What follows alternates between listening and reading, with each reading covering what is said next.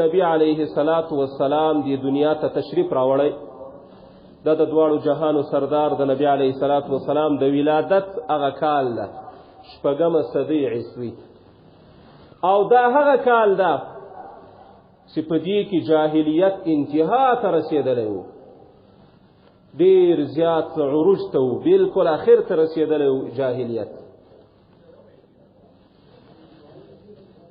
د دنیا لوی لوی مذهبونه ناکام وو په دغه وخت کې ډېر لوی لوی مذهبونو کې تحریف سوی و ترمیم سوی و د مذاهبو اصلي شکل بلکل پاته نه و اصلي شکل بلکل مسخ سوی و ختم سوی و هغه انبیاء کرام کوم انبیاء چې دغه مذاهبو بانیان ول دا مذاهب راوړي و که چېرته هغه دغه دنیا ته راغلي وای نو هغوی ته به هم دا پیژندل ممکن نه و چې دا هغه مذهب د کوم مذهب چې موږ راوړی دومره ترمیم کې راغلی و په مذهبونو کې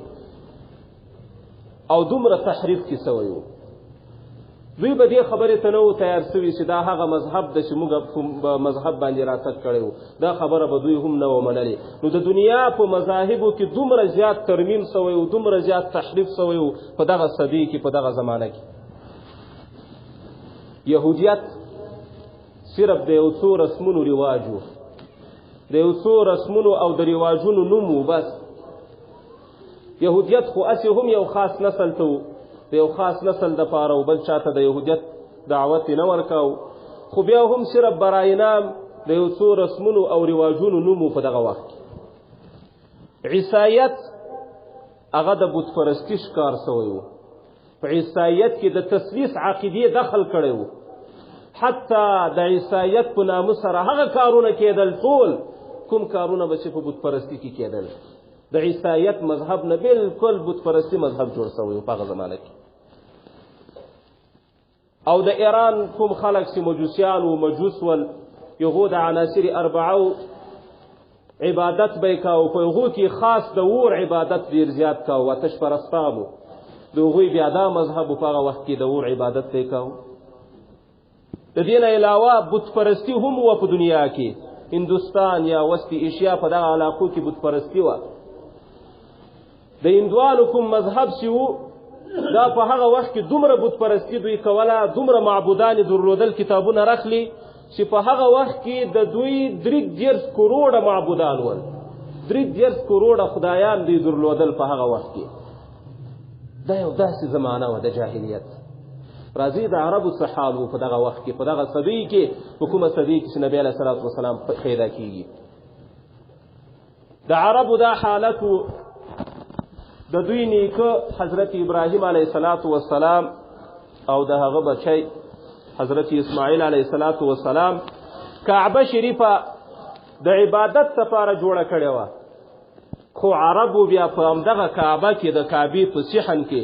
360 بوتان درولي وو په خپله په کعبه کې دننه 360 بوتان په دغه وخت کې ولاړ ول داسې یو بد حالت و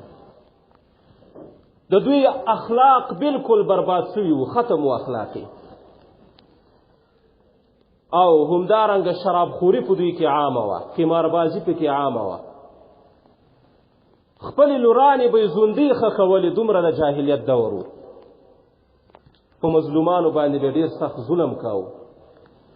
قافلې به چې راتلې هغه به یې لوټ کولې او دارنګه بېجایه به یې خلک قتلول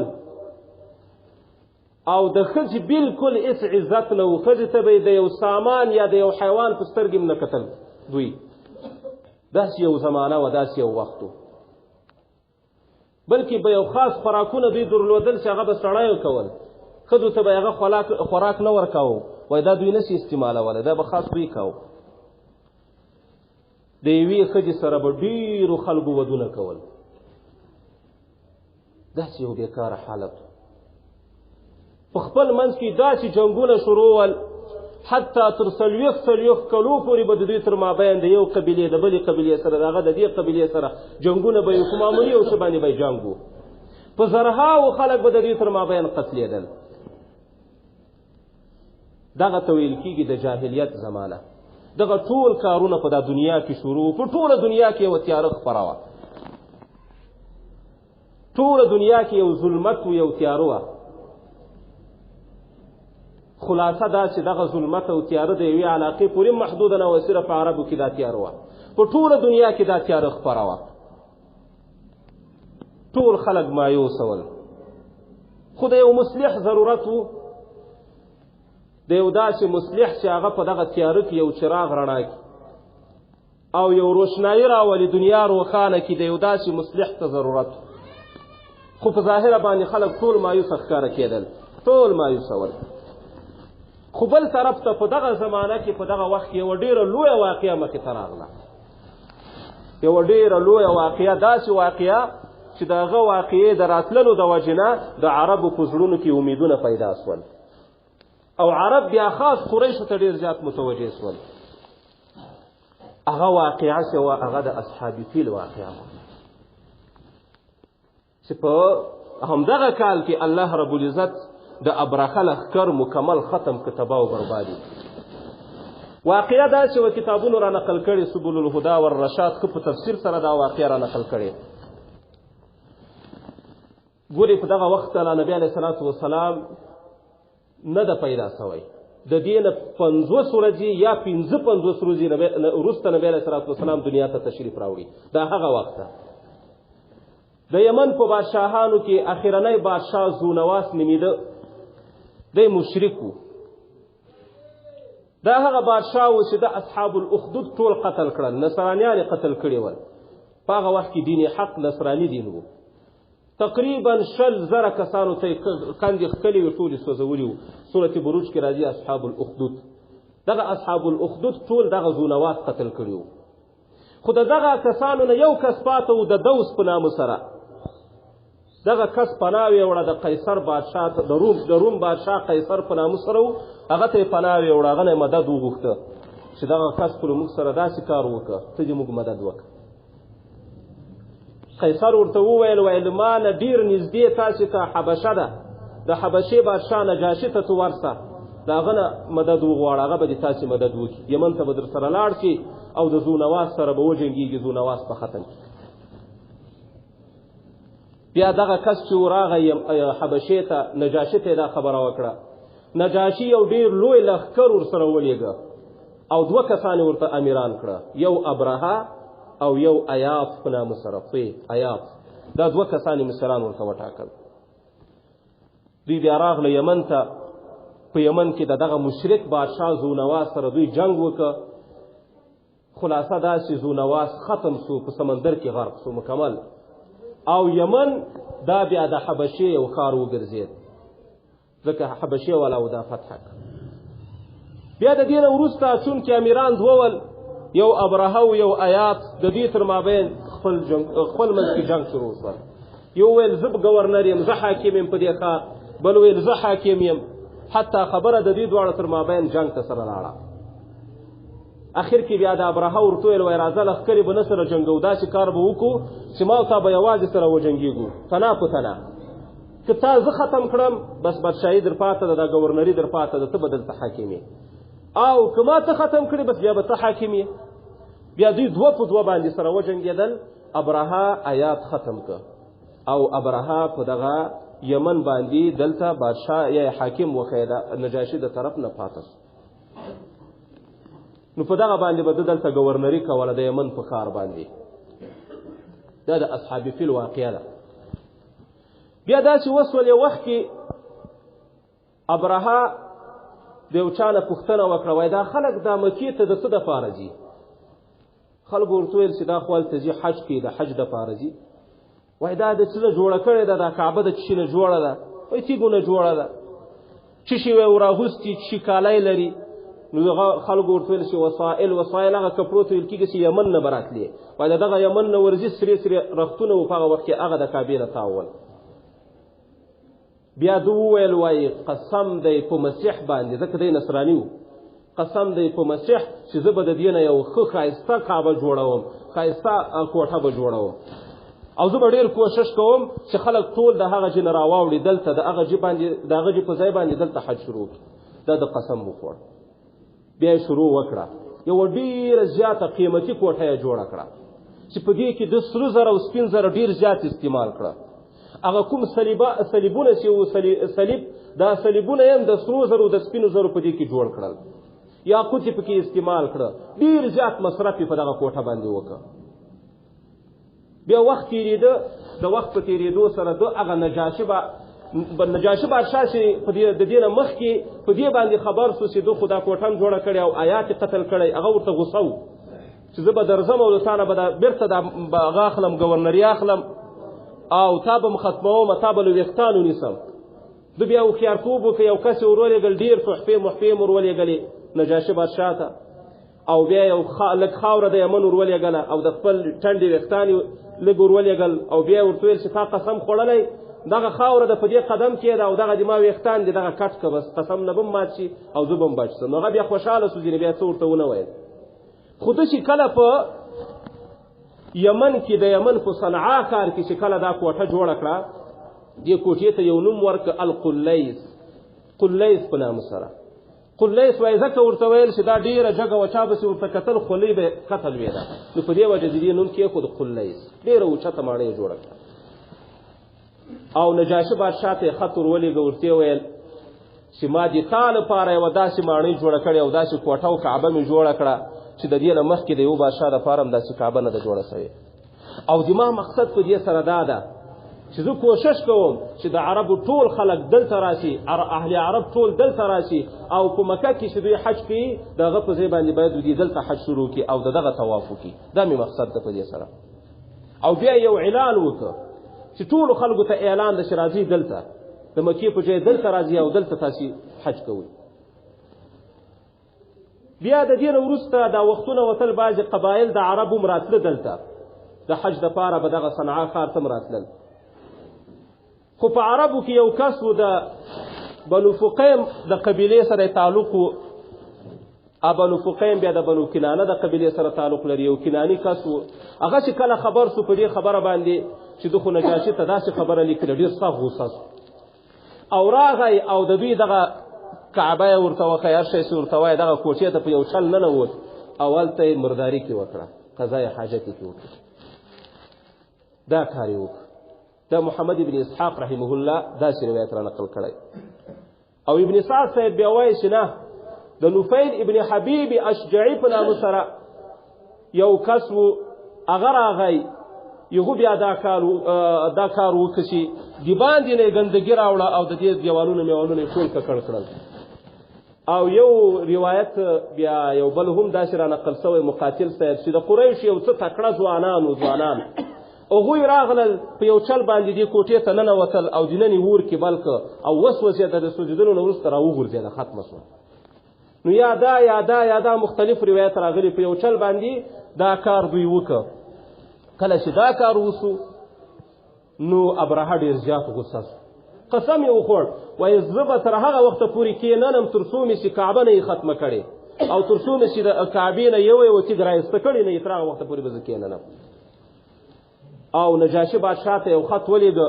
وایي چې تا هغه محمود په نامه سره کوم پیل چې ته لرې دا محمود په نامه سره یو پیل و ډېر غټ پیل و په هغه وخت کې د دې نه غټ پیل وایي نه و ډېر قوي پیل و دا پیل دې ما ته راولېږه زه ځم روان یم د مکې طرف ته نجاشي دغه پیل ورته راولېږه او لښکر یې تیار کړ 15,000 کسان ورسره و د 15,000 کسانو مشر ابرهه و پیلان ورسره او را روان شول په یمن کې بعض یو څه کسان و چې د ذونفر په نامه سره و یو شریف سړی و هغه د خپلو خلکو ته ورته وویل وایي ګورئ په موږ تاسې باندې جهاد فرض ده ځکه دا خو وزي کعبه ختموي کعبه نړوي نو راځئ د دوی په خلاف باندې موږ راجګ شو ذونفر سره د خپلو ملګرو څوک چې تابعداره و راجګ شو جنګ یې ورسره وکړه خو زور یې په ونه رسېد او ده یې ګیر کړ یو څه کسان یې د دغه ختم کړل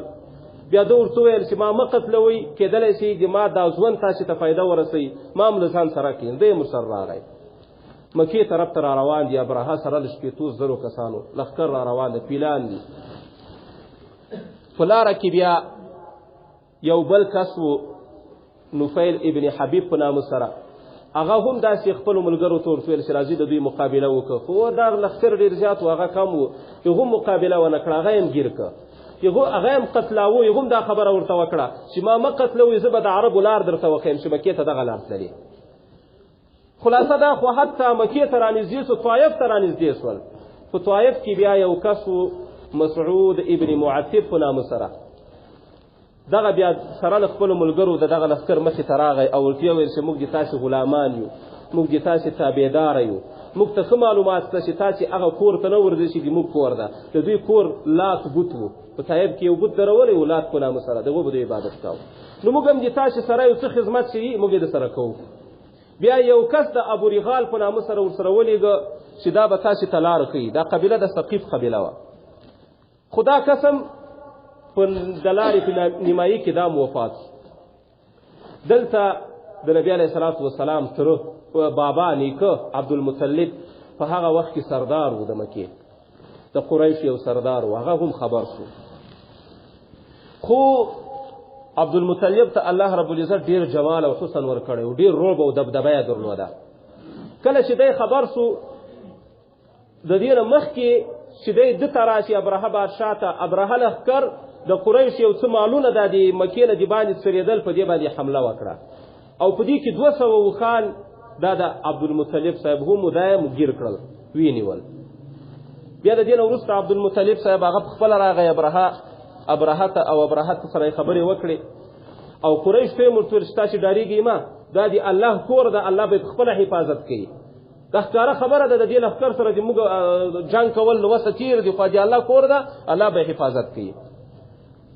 دی ابرهه ته خالص د دې دپاره راغی چې د خپل اوښانو په باره کې خبره ورسره وکړي. کله وایي چې ابرهه دی ولیده د ده خو ډېر حسن جمال یې درلود، د ده نه ډېر وایي په روب او دبدبه کې سو، د هغه خپل چوکۍ نه وایي راکته سو، لاندې په ځمکه ورسره کېناست.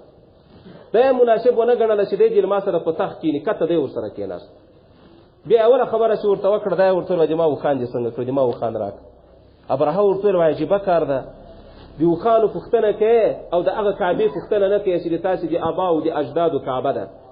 نو ده څه جواب ورکړه؟ وایي انا رب الابل، زه وایي دا اوښانو خاوند یم، وللبیت رب یمنعه، او د کعبې خپل رب ستا، هغه به خپله حفاظت کوي. دا خبره چې کله ورته وکړه دی خاموش شو، هېڅ یې مونه ویل. بیا ده بېرته هغه اوښان بېرته په لاس ورکړه، خو عبدالمطلب صاحب بیا دا اوښان نذرانه کړه که چېرته کعبه بچ شوه دا به نذرانه وي، ټول به زه قربانوم. بیا د دې نه وروسته داسې کار وسو چې عبدالمطلب صاحب د څه سردارانو نورو قریشو سره کعبې ته دننیستو، د کعبې په دروازه کې دعاګانې وغوښتې، ویې ځړل او بیا یې قریشو ته ورته ویل چې ټوله کعبه پرېږدي، مکه پرېږدي، وخېځي غرو ته وخېځئ. دوی بیا ټول غرو ته وختل او ابرهه خپل لښکر را روان کو، خو د خدای شانو الله رب العزت په دوی باندې مرغان راولېږل چې په دې کې صورت کې اشاره ورته سوې الم تر کیف فعل ربک باصحاب الفیل الم یجعل کیدهم فی تضلیل وارسل علیهم طیرا ابابیل. ډلې ډلې مرغانې په راولېږل. دا داسې مرغان ول چې د هر مرغه سره 3 کاڼې وي، 3 تیږې ورسره وي، یوه یې په مشوکه کې نیولې وه، 2 یې په پښو کې، او دا به په هر یو د لښکر په هر یو هغه کس باندې به چې ولګېده په دې سر به یې ولګېده، لاندې به ځینې وته او ختمېده به. دغه لښکر په دغه لښکر باندې خدای پاک دا مرغان مسلط کړه او ټول ختم کړل مکمل. او ابرهه چې و په هغه باندې دانې راوختې او داسې بېکاره دانې وې چې ورځ په ورځ د ده د بدن نه 9 زوي دا وتل، او ورځ په ورځ به د ده یو لاس کله بل لاس، کله پښه، کله بل اندام دا کټ کېدل. اخر دا زړه او دغه مینه او دا کلمې ورشي د باندې راووتل او همداسې دی هم چې هلاک شو، چې ختم شو. نو دا وه د اصحاب فیل واقعه. کله چې دا واقعه وسوه نو عرب ډېر زیات متوجه سول چې کې اوس په آینده زمانه کې یو داسې کس راتلونکی ده چې هغه به کعبه د نجاست نه ختموي، کعبه کې چې کوم بوتان دي دا به ختموي او د کعبې شان به اوچتېږي، کعبه به د عزت خاوند کېږي او د دغې کعبې سره به د بلې کعبې هېڅ مقابل وس نه رسېږي چې مقابله ورسره وکړي. د عربو یو څه امید پیدا شو، یو څه تمه پیدا شو. د دې نه وروسته لکه څنګه د خزان نه وروسته کله چې بهار شروع کېږي، پسرلی شروع کېږي، نو دغه د پسرلي اثرات په ونو باندې وي مخکې نه، یا لکه څنګه شپه چې وځي د سحر په وخت کې که تاسې پام کړی هغه د شفق چې کومه سرخي ده په دا افق باندې خپروي،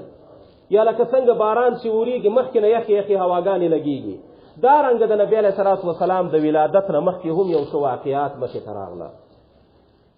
یو داسې واقعات مخې ته راغله چې د هغه واقعاتو نه دا معلومېدل دنیا والاو ته یې دا ښکاره کړه چې اوس به دغه د ظلم کوم د خزان دور چې د زمانه چې د دا ختمېدونکی د دې نه بعد د ظلم ملم نه وي. داسې نشانات راښکاره سول چې عقلمند سړی په دې باندې پوهېده چې اوس هغه د جهالت اوږده شپه ختمېدونکې ده، او داسې علامې راښکاره سوې چې د هغه نه معلومېده چې اوس د رحمت باران کېدونکی ده. او څنګه به نه کېده دا د رحمت باران؟ دا هغه باران و د رحمت، دا هغه پسرلی و چې د دې په باره کې حضرت ابراهیم علیه السلام او حضرت اسماعیل علیه السلام دعا کړې وه، او دا هغه د رحمت باران و چې د دې دا هغه د سحر و چې د دې د راختلو په باره کې زیری ورکړی و حضرت عیسی او حضرت موسی حضرت یحیی علیه السلام، او دا هغه د رحمت باران و چې یهود او نصارا هم په انتظار ول، دا هغه د رحمت باران و چې هغه یتیمان هم په انتظار ول چې د هغو به داسې څوک نه و چې د دوی په لاس سر باندې د شفقت لاس راتېر کړي. هغه کونډې هم په انتظار ناستې وې چې د دوی په لمن باندې صرف د کونډیتوب د داغ نه بغیر بل کوم داغ نه و، خو جاهل انسانانو به دوی ته د انسان په سترګو هم نه کتل، د انساني حقوقو نه دوی محرومه کړي وې. او دارنګه وچه او لنده دا د فساد نه ډک ول، بر او بحر دا په انتظار ول، ملائکې او فرشتې هم په انتظار وې، هغه فرشتې چې ټوله ورځ به یې ګناهونه لیکل. او دارنګه لمر او سپوږمۍ هم په انتظار وه، هغه لمر او سپوږمۍ چې د هغوی د رڼا نه استفاده کوونکي کې یو مؤمن هم نه و، ټول مشرکانو په هغه وخت کې دوی هم انتظار کاوه. خلاصه داسې هر څه په انتظار و، انسانان په انتظار، جنات پیریان په انتظار، ملائکې په انتظار، مظلومان په انتظار، یتیمان په انتظار، کونډې په انتظار. بالاخر دغه د انتظار شیبه ختمه ده او ختم. او د حضرت امینې په کور کې په 1500 صدي 600 صدي عیسوي کې او د ربیع الاول په مشهور قول موافق چې مشهور ډېر زیات ده، د 12 تاریخ باندې د دوشنبې په ورځ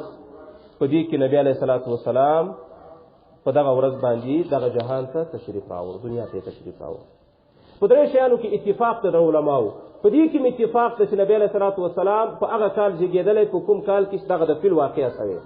په دې کې اتفاق د چې د ربیع الاول په میاشت کې زیږېدلی، په دې کې اتفاق د چې د دوشنبې په ورځ زیږېدلی. خو په دې کې بیا اختلاف ته ډېر لوی اختلاف چې په کوم تاریخ زیږېدلی. څوک وایي 8 د ربیع الاول، څوک وایي 10 د ربیع الاول، څوک وایي 12 د ربیع الاول، څوک وایي 9 د ربیع الاول. ډېر زیات مشهور چې ده هغه دا ده چې په 12 د ربیع الاول باندې دی پیدا شوی. خو راجح دا نه ده، راجح قول مختار قول د محدثینو په نیز، د مورخینو په نیز، هغه قول چې د ابن عباس نه را منقول ده، د جبیر بن مطعم نه را منقول ده، هغه دا ده چې نبی علیه السلام په 8 د ربیع الاول باندې پیدا شوی. راجح او مختار دا ده. لکه څنګه په سیرت مصطفی کې مولانا ادریس کاندهلوی رحمه الله هم دا خبره لیکلې، او په المواهب اللدنیه کې قسطلاني صاحب هم دا خبره لیکلې چې راجح او مختار دا ده. په دې کې بیا اتفاق چې وفات په 12 شوی، کله چې د دنیا نه تللی په 12 د ربیع الاول باندې دی وفات شوی. خو په پیدایش کې بیا اختلاف ده. نو ما درته وویل چې مشهوره دا ده چې په 12 د ربیع الاول، خو راجح او مختار بیا دا ده چې نه، بلکې په 8 د ربیع الاول باندې د صبح صادق په وخت کې نبی علیه السلام د حضرت امینې په کور کې پیدا شو. د پیدایش حالات هم عجیبه و، کتابونه په حدیث دې باره کې را نقل کړي. د عثمان ابن ابي العاص مور فاطمه بنت عبدالله وایي زه د حضرت امینې په کور کې وم، په کومه ورځ باندې چې نبی علیه السلام پیدا کېده. کله دی مبارک وایي چې پیدا سو،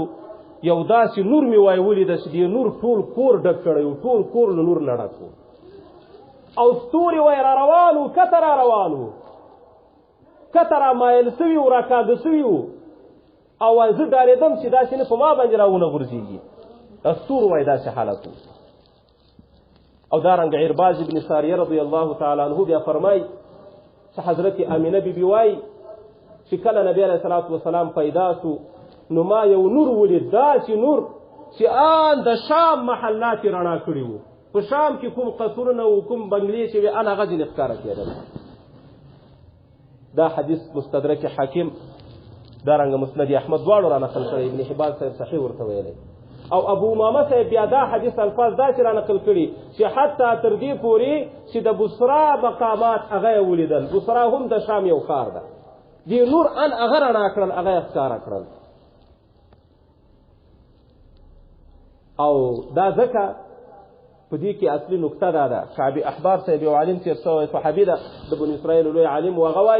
وایي په مخکینیو کتابونو کې د نبي علیه الصلاة والسلام په باره کې داسې لیکل سوي وو: محمد رسول الله مولده بمکه، محمد د الله رسول پیدا کېږي به په مکه کې، و مهاجره بیثرب، بیا به هجرت یثرب مدینې ته کوي، او و ملکه بالشام، بادشاهي او سلطنت به په شام وي. او نبي علیه الصلاة والسلام په خپله زمانه کې دی لا په دې دنیا کې موجود و چې د ده په زمانه کې شام فتح شو. د نبي علیه الصلاة والسلام د پیدایش په وخت کې دغه نور داسې نور چې د شام محلات ترېنه رڼا شول، په دې کې دا اشاره وه چې دا شام به فتح کېږي. او بل شام علاقه چې ده، علما لیکي چې دا د برکاتو دا یو منبع ده، یو معدن ده. ځکه خو ابراهیم علیه الصلاة والسلام د عراق نه هم هجرت شام ته وکړ. ځکه خو نبی علیه الصلاة والسلام چې اسمانو ته ته اولې د مکې نه سفر بیت المقدس یعنی شام طرف ته وکړ. او دارنګه حضرت عیسی علیه السلام به هم قیامت ته نږدې وخت کې په شام جامع دمشق په هغه شرقي مینار باندې راکوزیږي. او په صحیح ابن حبان کې دا هم راځي، یو حدیث ته نبی علیه السلام ترغیب کوي چې د قیامت ته نږدې وخت کې تاسې باید شام طرف ته هجرت وکړئ. نو شام د یو برکاتو ځای و، د برکتونو ځای و. په دې خاطر باندې نبی علیه السلام چې کله پیدا کېږي، حضرت امینه بیبي وایي چې داسې یو نور ما ولیده چې ان د شام محلات یې رڼا کړي وو. په دغه شپه او په دغه ورځ باندې نبی علیه السلام چې کله پیدا کېږي، د کسرا د ماڼۍ کومې بنګلې چې وې 14 هغه هم ونړېدلې، ختمې شوې، راولوېدې. او دارنګه د ویساوه په نامه سره یو سمندر و، هغه هم وچ شو. په فارس کې یو آتشکده په نامه سره اور کې بل و، په زراو کلونو هغه نه اور نه و مړ شوی، خو په دغه شپه باندې هغه هم مړ شو. د هغه واقعات و چې د نبي علیه السلام د ولادت په وخت کې مخې ته راغله. همدارنګه بقي ابن مخلد رحمه الله فرمایي، وایي 4 وخته شیطان زړلی دي، 4 داسې وختونه دي چې په دې وختونو کې شیطان په چیغو په کریکو باندې زړلی دی او په ژړا سوی. یو چې کله په شیطان باندې لعنت وویل سو، په هغه وخت کې شیطان ډېر سخت وژړل. دویم کله چې شیطان د جنت نه راکوز سو دنیا ته، په هغه وخت کې هم ډېر زیات وژړل په چیغو. دریم چې کله نبی علیه السلام مبارک دنیا ته تشریف راوړ او دی پیدا سو، په دغه وخت کې هم په چیغو وژړل. او څلورم چې کله سورت فاتحه را نازل سوه، الحمد شریف چې کله را نازل سوه، په دغه وخت کې هم شیطان ډېر سخت وژړل. په دغه 4 وختونو کې شیطان په کریکو ژړلی دي. نو نبی علیه السلام په ولادت باندې شیطان هم ژړلی دي. او دارنګه یو حدیث کې راځي، یعقوب ابن سفیان ذکر کوي د حضرت عایشې نه دا حدیث ته، وایي په کومه ورځ باندې نبی علیه السلام چې پیدا سو، په کومه شپه باندې د صبح صادق په وخت کې په دغه مکه کې یو یهودي و، وایي د تجارت لپاره راغلی و. دی وایي د قریش یو مجلس ته ورغی، ورته ویل چې نن شپه په تاسې کورو کې یو څوک دنیا ته راغلی، یو څوک پیدا سوی ده. وایي هغه ورته ویل چې موږ ته درک نشته. وایي نه، تاسې لاړ شئ تحقیق یې وکړئ، نن شپه هغه څوک پیدا سوی چې هغه به د اخري نبي به وي، او د ده د دواړو وګو تر مابین به مهر نبوت وي، د نبوت مهر به وي. او تر 2 شپو پورې به دی شیدې هم نشکي، ځکه د ده په ژبه باندې وایي یو پیري ګوته یې کې، په دې وجه باندې به دی شیدې هم نشکي. نو تاسې لاړ شئ تحقیق یې وکړئ. دوی چې کله لاړل معلومات یې وکړه، نو دوی ته درک ولګېد چې نن خو د عبدالله زوی پیدا سوی محمد. بیرته چې کله راغله دا خبره چې ورته وکړه، یهودي ورته ویل وایي ما هم له ځان سره بوځئ، زه ورځمه. نو دی هم لاړه، هلته امینې بیبي ته ورته ویل وایي ته دې دا زوی ما ته راښکاره که چې زه دا مهر نبوت ووینم. کله چې ده وایي دا ولیده، یو چغه ځینې ووته او بېهوشه سو دا یهودي.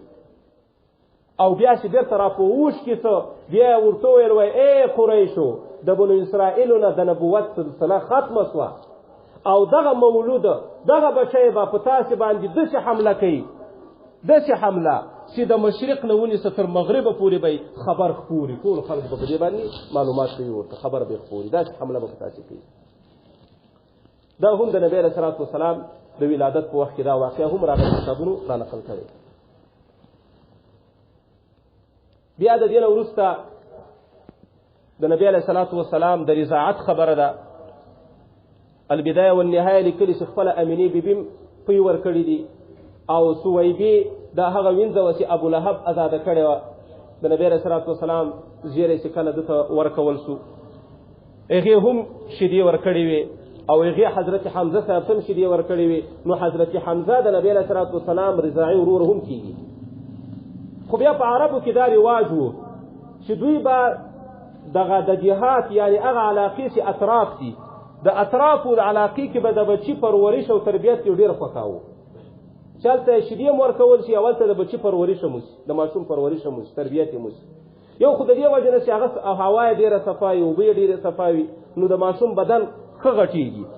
او د ښار کې چې کومې خرابیانې وي د هغه نه محفوظ کېږي. دویمه لویه وجه دا و، لوی سبب دا و چې اهل عرب په خپله ژبه کې ډېر حساس ول او د دوی دا خیال و چې په کلو کې کومه عربي ویل کېږي هغه ډېره فصیحه وي، ډېره بلیغه وي، ډېره صحیح وي. نو ماشوم چې په کلي کې کله رالوی سي نو د ده عربي به ډېره ښه زده وي، ښه فصیحه او بلیغه به یې زده وي. دا د دوی هغه وه عقیده و، دغه خیال و. په دغه وخت کې د بنو سعد ښځې چې وې هغه به مکې ته راتلې او بیا به یې ماشومان وړل او په بنو سعد کې دغه وخت کې قحط سالم ډېره زیاته وه، بارانونه مرانونه هم نه کېدل، ګیاوې هم نه وې، فصلونه مسلونه ټول وچ ول، کوم مالونه چې و هغه ټول وږي ول، خو به شیدې هم نه کولې، داسې حالت و. هغه ښځې چې هغه به د دې کار دپاره مکې ته راتلې هم هغه مجبوره دي چې راغلی وای چې په رضاعت باندې بچیان مچیان ویسي، ماشومان ویسي او بیا دې په عوض باندې پیسې واخلي. په دې کې ښځو کې یوه ښځه وه حضرت حلیمه بیبي، حلیمه سعدیه. دا ښځه هم را روانه وه د بنو سعد قبیلې نه مکې ته د دې دپاره چې دا هم یو ماشوم پیدا کړي او پوی ورکړي. دا خپله فرمایي وایي داسې د تنګدستي او د فقر د وجې نه زما په تیونو کې دومره شیدې نه وې چې ما خپل زوی عبدالله ته ورکړې وای او زما کومه اوښه چې وه هغه دومره کمزورې وه چې بلکل دغه د نورو ښځو د اوښو نه شاته پاته شو، ټولې ښځې له ما نه مخکې مکې ته ورسېدې او زما اوښه ډېره کمزورې وه، سسته پسته وتلی نه سوه، د ټولو نه شاته ورسېدم او چې کله رسېدم هغه د مالدارانو خلکو کوم ماشومان چې هغه ټولو ښځو اخیستي ول، صرف نبي علیه الصلاة والسلام یتیم دا پاته و او هغه په دې خاطر نه و اخیستی چې دا خو یتیم ده نو موږ ته به یې مور خدای څه شي راکړي، په دې خاطر باندې دی پاته و. نور کوم بچیان ماشومان چې هغه ټولو ښځو اخیستي وو. انسان ډېر وخت نه پوهېږي، په خپل نفع په ضرر نه پوهېږي. هغه دوی چې یتیم ورته وایو هغه په حقیقت کې در یتیم یو ملغلره وه، خو دوی ته خو یې درک نه و. ډېر وخت انسان خپل دوست او دښمن هم نه پېژني. دوست ورته دښمن ښکاري، دښمن ورته دوست ښکاري، ملغلرې ورته تیږې ښکاري، تیږې ورته ملغلرې ښکاري، نفع ورته نقصان ورته نفع ښکاري. نو دوی ته څه دا درک و چې دا څوک ده، د ده نه به بیا څوک جوړېږي. نږدې وه چې حلیمې بیبي هم دی پرې ایښی وای، خو بیا د حلیمې بیبي دا سوچ وکړه چې ولې بېرته واپس تس لاستم، خو راځه دغه یو ماشوم ځان سره ویسم. نو بیا نبي علیه الصلاة والسلام مبارک دې واخیسته، الله دې ته وسپاره. دا فرمایي چې په همدغه شپه باندې زما په تیونو کې دومره شیدې پیدا شوې چې زما زوی عبدالله ابن حارث هم وخوړل، هغه هم مړ سو او نبي علیه الصلاة والسلام هم مړ سو. اوښې دومره شیدې وایي وکړې چې ما او خاوند دواړه په دې باندې ماړه شول. بیرته چې کله ګوره دا برکات چې د نبي علیه السلام ولادت هم برکت شه، د نبي علیه السلام وجود هم برکت شه، د نبي علیه السلام تعلیمات هم برکت شي، د نبي علیه السلام غلامي هم برکت شه. خو که حقیقت کې موږ غلامان جوړ شو دا هر څه به دې موږ برابر شي. او بیا د دې نه وروسته کله وایي چې موږ د مکې نه روان سو، د ټولو نه اوله اوښه چې وایي او تېزه چې تله جما اوښه وه، هغه اوښه چې له هغې طرف نه راتله بلکل سسته پسته هېڅ یې نه سوی کولی، د دې طرف نه اوله دا رسېږي. او ښځې هم حیرانې وي چې دا څنګه انقلاب راغی، دا د حلیمې په کور کې څه انقلاب را پیدا شو، څه د تبدیلیانې راغلې. هلته وایي بیا هم زما کومې ګډې وبیزې چې وې دا به وایي چې د باندې خو قحطسالي وه، ګیا میا نه وه، کور ته به چې راتلې په تیونو کې به یې شیدې نه وې، خو په دغه ورځ باندې چې هغه هم راغلې دومره شیدې وې چې بیخي ټول په ماړو شول. د هغو په تیونو کې هم برکت و، د هغو هم شیدې شروع کړې. نو حضرت حلیمې بیبي د ده بیا رضاعت وکړه، دې ته بیا پی ورکولې. د دې نه وروسته بیا نبي علیه الصلاة والسلام د بچپن زمانه شروع شوه، د ماشومتوب زمانه یې شروع شوه او په ماشومتوب کې هم الله رب العزت ته د ډېر حفاظت کړی، ځکه نبي الله منتخب کوي، تربیت هم الله کوي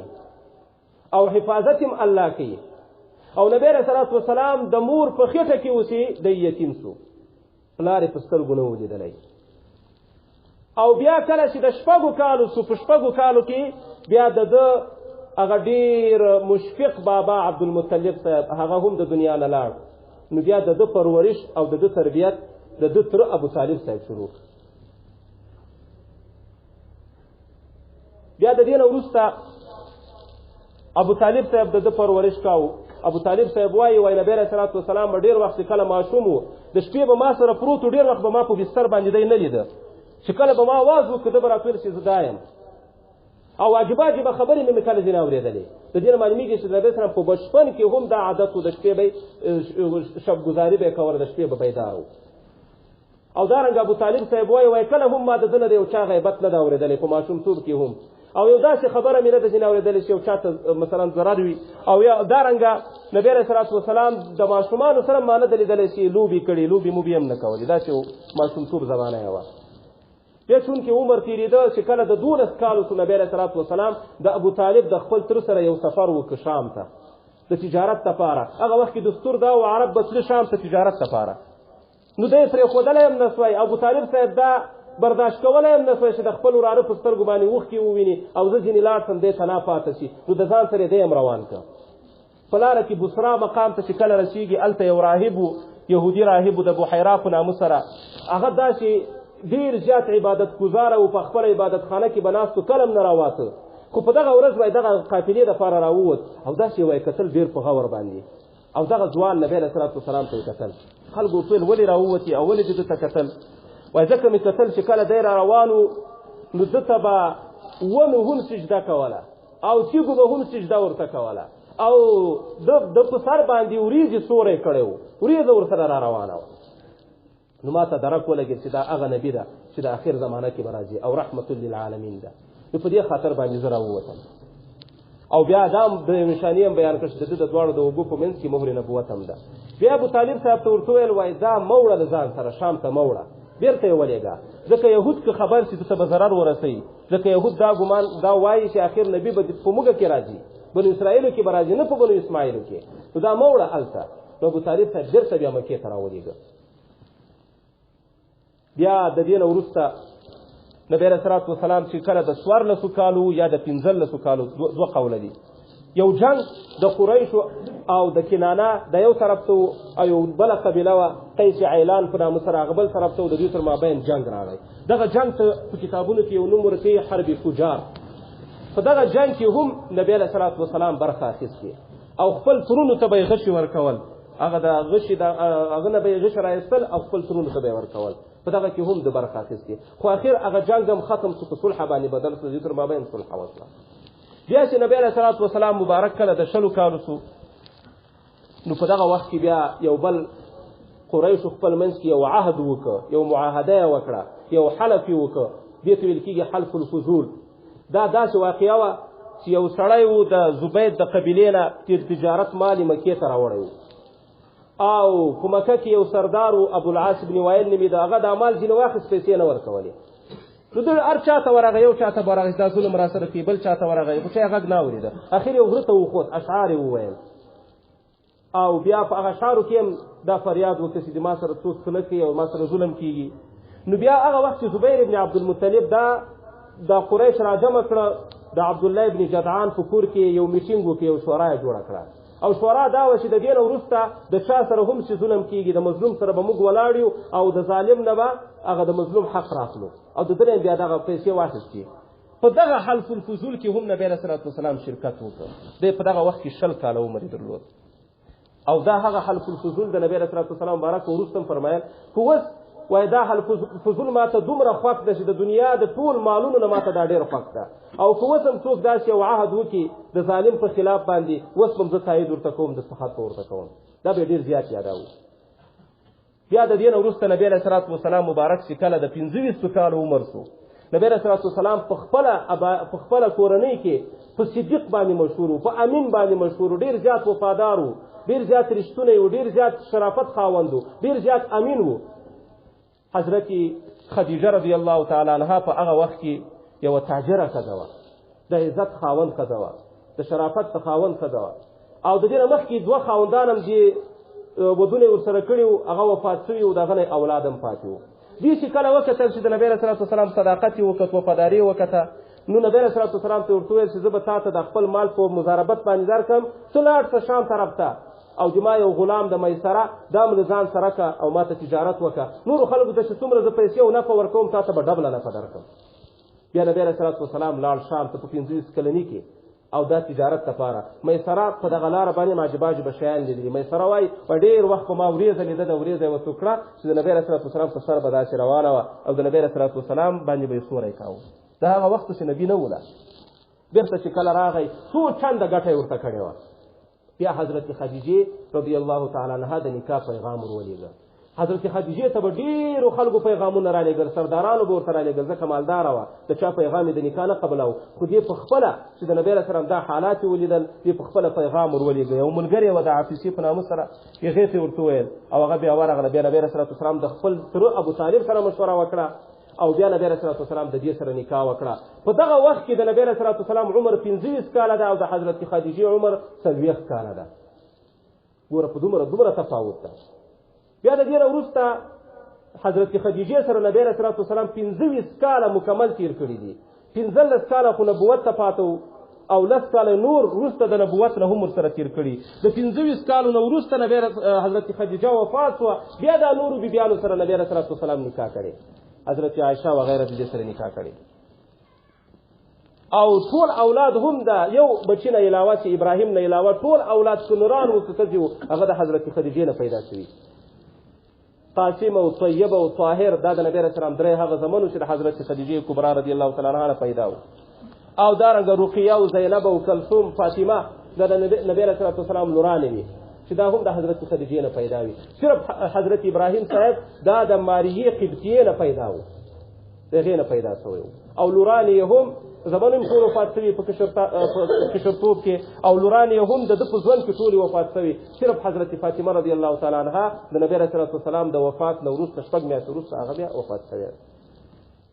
نو دا د نبی رسول الله د دې نه وروسته بیا په 15 کلنۍ کې څه واقعه وه او بیا چې کله نبی رسول الله د بعثت وخت رسیږي هغه څه حالاتو دغه نه وروسته د هجرت څه حالاتو د هجرت نه د بعثت نه تر هجرته پورې د هجرت نه وروسته غزوه بدر څنګه وه غزوه احد څنګه وه غزوه خندق څنګه وه دغه غزوات غزوه خیبر وغیره تبوک حنین او دارنګه د نبی رسول الله هغه وفات واقعه څنګه وه دا شعر به انشاءالله بیا په آینده جمعه کې وایو الله رب العزت موږ په حقیقي معناګانو کې د نبی رسول الله محبین او عاشقین